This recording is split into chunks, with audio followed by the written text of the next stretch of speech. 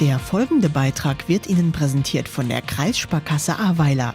Wenn es um Geld geht, Sparkasse. Am 23. November tritt die Band Revolverheld in einer eher ungewohnten Kombination in der Conloc Arena in Koblenz auf. Die Jungs um Sänger Johannes Strate hießen erst Manga, dann Tsunami Killer und fingen im Jahr 2005 als ganz kleine Revolverhelden an, damals als Vorgruppe von Silbermond. Vergangenes Jahr durfte die Band eines der legendären MTV Unplugged-Konzerte bestreiten. Revolverheld MTV Unplugged in 3 Akten, so lautet auch die aktuelle Tournee. In großer Besetzung mit Streichern, Bläsern und weiteren akustischen Instrumenten gastieren die Revolverhelden am 23. November um 20 Uhr in der Koblenzer Conloc Arena.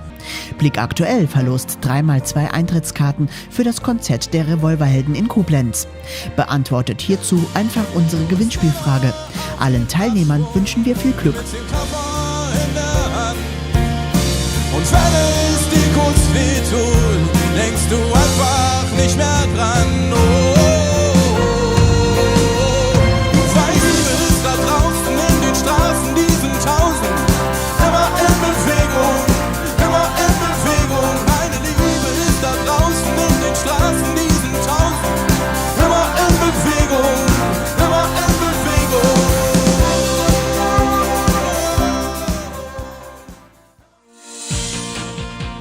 Der folgende Beitrag wird Ihnen präsentiert von der Kreissparkasse Ahrweiler. Wenn es um Geld geht, Sparkasse.